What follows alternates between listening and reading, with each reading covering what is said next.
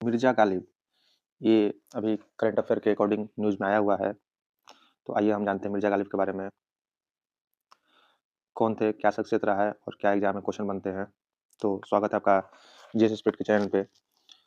ये जो टॉपिक है आपका बीपीएससी का जो एग्ज़ाम है बीपीएससी, फिर बीपीएससी के द्वारा जो ट्री वैकेंसी लिया जाता है 4.0 अपकमिंग वैकेंसी है उसमें, प्लस में Bihar SI, Bihar SI, Bihar SSC, NTPC railway, ठीक है, SSC and any other one exam जिसमें आपका current affair plus GS related question आते हैं। तो इसी के साथ आप देखिए कि इसमें किस तरह से क्वेश्चन है और क्यों न्यूज़ में आया है और क्या-क्या से हमें और जानकारी मिलती है, ठीक है? ये रही उनकी तस्वीर मिर्ज़ा गालिब की। यहाँ पर हम लोग देखेंगे कि क्यों ये न्यूज़ में आया है। ये जो टॉपिक है आपका कला और संस्कृति से है, यानी कि इतिहास। दिल्ली सरकार द्वारा कवि मिर्ज़ा गालिब की जयंती के अवसर पर रिमेंबरिंग गालिब नामक 3 दिवसीय कार्यक्रम का आयोजन किया गया है। तो न्यूज़ में इसलिए था कि दिल्ली सरकार के द्वारा रिमेंबरिंग गालिब नाम से 3 दिवसीय कार्यक्रम शुरू किया गया है। इसकी पृष्ठभूमि देखिए, कथक नृत्यांगना पद्म भूषण उमा शर्मा द्वारा परिकल्पित इस कार्यक्रम का उद्देश्य गालिब के जीवन और कार्यों का सार समकालीन दर्शकों तक पहुंचाना था। ठीक है, तो जो दिल्ली सरकार के द्वारा यहाँ पर कार्यक्रम आयोजन किया गया है उसमें जो कथक नृत्यांगना, यहाँ से क्वेश्चन आ सकता है कि उमा शर्मा का संबंध किस नृत्य से है, तो कथक से है। ठीक है, और इन्हें पद्म भूषण से भी सम्मानित किया गया है। इनका उद्देश्य क्या था कि गालिब के जीवन और कार्यों को समकालीन दर्शक तक पहुंचाना, कि अभी के प्रेजेंट टाइम में लोग जाने, उससे जुड़े कि गालिब कौन थे हमारे धरोहर और इतिहास में। मुख्य बिंदु देखिए, मिर्जा गालिब का जन्म जो है 1797 से 1869, ठीक है, एक प्रसिद्ध उर्दू और फारसी कवि थे। तो ये भी एक तरह से पॉइंट है कि ये कौन कौन से भाषा के प्रमुख कवि थे, तो उर्दू और फारसी के, जिन्हें अक्सर मुगल काल का अंतिम महान कवि माना जाता है। तो किस समय का महान कवि माना जाता है? मुगल काल समय का। आपके ऑप्शन में आ सकता है प्राचीन काल, आधुनिक काल, ठीक है, उत्तर मुगल काल। तो एक तरह से मुगल काल का अंतिम कवि माना जाता है। प्रारंभिक जीवन देखिए इनका। जन्म मिर्जा मिर्जा असदुल्ला बेग खान का जन्म, इनका पूरा नाम क्या है? मिर्जा असदुल्ला बेग खान। इनका जन्म 27 दिसंबर 1797 को आगरा में भारत में हुआ था। ठीक है, तो यहाँ से भी क्वेश्चन है। क्या क्वेश्चन है कि पहला चीज, इनका जन्म कहाँ हुआ था? आगरा में। ठीक है, कब हुआ था? 1797 में। पूरा नाम क्या था? तो मिर्जा असदुल्ला बेग खान। ठीक है, एग्जाम में आ सकता है कि मिर्जा गालिब का पूरा नाम बताएं। आगे देखिए, परिवार जो है, गालिब जब 5 साल के थे तब उनके पिता मिर्जा अब्दुल्ला बेग युद्ध में मारे गए थे। उसके बाद उनका पालन पोषण उनके चाचा ने किया, जिनका निधन तब हुआ जब गालिब 9 साल के थे। शिक्षा इनकी कैसी हुई है देखिए, गालिब ने औपचारिक शिक्षा प्राप्त नहीं की है, जो प्राइमरी एजुकेशन होता है, लेकिन उन्होंने स्वयं शिक्षा प्राप्त की थी और फारसी और अरबी साहित्य सीखा था, यानी खुद से वो शिक्षा प्राप्त किए थे। आगे देखिए इनका साहित्यिक कैरियर। उपनाम क्या है? गालिब, जिसका अर्थ क्या होता है? प्रभावशाली।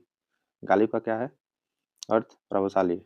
ठीक है, और असद, जिसका अर्थ होता है शेर, उनके उपनाम है। तो मिर्जा गालिब के उपनाम कौन कौन से हैं? गालिब तो हैं ही, प्लस में क्या है? असद। तो गालिब मतलब क्या होता है? प्रभावशाली, और असद मतलब क्या होता है? शेर। ठीक है, कि रख्ता के तुम ही नहीं हो गालिब, तुमसे पहले मीर भी हुआ करते थे। तो एक कोटेशन ये भी हिंदी साहित्य में बहुत फेमस है। ठीक है, इनकी रचनाएं देखिए, उन्होंने उर्दू और फारसी दोनों भाषाओं में काफ़ी लिखा, जिनमें उनकी उर्दू कविताएं विशेष रूप से प्रसिद्ध है। उनकी प्रसिद्ध रचनाओं में दीवान गालिब शामिल है, जो उनकी कविताओं का एक संग्रह है, जिसमें अब तक लिखी गई सबसे महत्वपूर्ण, सबसे गहरी उर्दू गज़लें शामिल हैं। कौन सी उनकी बुक सबसे ज़्यादा फेमस है, जो प्रसिद्ध है? वो है दीवान गालिब। ठीक है, तो जो छोटे-छोटे क्वेश्चन हैं वो यहाँ से आते हैं, चूँकि अभी करंट में भी रहा है और इसमें उद्घाटन हुआ है, एग्जामिनर का मूड है तो इससे क्वेश्चन डाल सकता है, तो आपको अपडेट रहने की ज़रूरत है। दीवान गालिब, इंपॉर्टेंट क्या है? अपडेट रहना। विषय वस्तु उनकी कविता में प्रायः प्रेम, हानि और अस अस्तित्वगत प्रतिबिंब के विषय में शामिल होते थे, जो ब्रिटिश औपनिवेशिक शासन के तहत 19वीं सदी, ठीक है ना, 19वीं सदी के भारत के सामाजिक राजनीतिक परिदृश्य के प्रतिबिंब करते थे। इनका वित्तीय संघर्ष देखिए, गालिब को जीवन भर वित्तीय कठिनाइयों का सामना करना पड़ा और सहायता के लिए उन्हें संरक्षकों पर निर्भर रहना पड़ा, जो मुगल दरबार में राजा थे। मान्यता, अपने संघर्षों के बावजूद अंततः उन्हें मान्यता मिली और अंतिम मुगल सम्राट बहादुर शाह जफर के दरबार में कवि के रूप में नियुक्त किया गया। तो मुगल सम्राट बहादुर शाह जफर के समय में दरबारी कवि कौन थे? तो मिर्जा गालिब। एक क्वेश्चन तो आपका यहीं से हो गया। आप सोर्स देख सकते हैं, पीटीआई तो एकदम ऑथेंटिक है, इसमें कुछ डाउट हो ही डाउट हो ही नहीं सकता है। तो पहला क्वेश्चन तो यही हुआ कि मिर्जा गालिब किसके दरबार में कवि थे? तो मुगल सम्राट बहादुर शाह जफर के दरबार में कवि थे। ठीक है। फिर सेकंड क्वेश्चन आप यहाँ पे देखिए, दीवान गालिब इनका जो है प्रसिद्ध किताब है। ठीक है, ये जानकारी के लिए है कि आपका नॉलेज गेन करने के लिए। गालिब का अर्थ क्या होता है? प्रभावशाली, और असद का अर्थ होता है शेर। ठीक है। अब देखिए एग्जाम पॉइंट ऑफ व्यू से, अगर डीपली में आप जानना चाहें या फिर बेसिक कहें तो यहाँ से आप इसको ध्यान में रख सकते हैं कि मिर्जा असदुल्लाह बेग खान इनका नाम था और 27 दिसंबर 1797 को आगरा में जन्म हुआ था। तो यहाँ से भी क्वेश्चन आ सकता है। ठीक है, आगरा। 3 क्वेश्चन हो गए। ठीक है, फारसी अरबी से हो गए। और अभी के टाइम में जो है आपका जो है दिल्ली सरकार ये पूछ सकता है क्वेश्चन कि रिमेम्बरिंग गालिब नामक 3 दिवसीय कार्यक्रम का आयोजन किसने किया? ठीक है, दिल्ली सरकार, भारत सरकार, या फिर कोई संस्था का नाम दे सकता है, या फिर साहित्य अकादमी अवार्ड, कुछ भी इस तरह से। तो ये भी आपका चौथा क्वेश्चन, यानी कि टोटल इस पॉइंट से आपको 4 क्वेश्चन मिल रहे हैं। ठीक है, ये रहे मिर्जा गालिब। तो इसी की तरह जो भी इंपॉर्टेंट जीएस प्लस में करंट अफेयर्स रिलेटेड जो भी टॉपिक है जो न्यूज़ में चल रहे हैं, ताकि उसके दाएं बाएं जितने भी सर्कल में राउंड क्वेश्चन है वो कंप्लीट हो।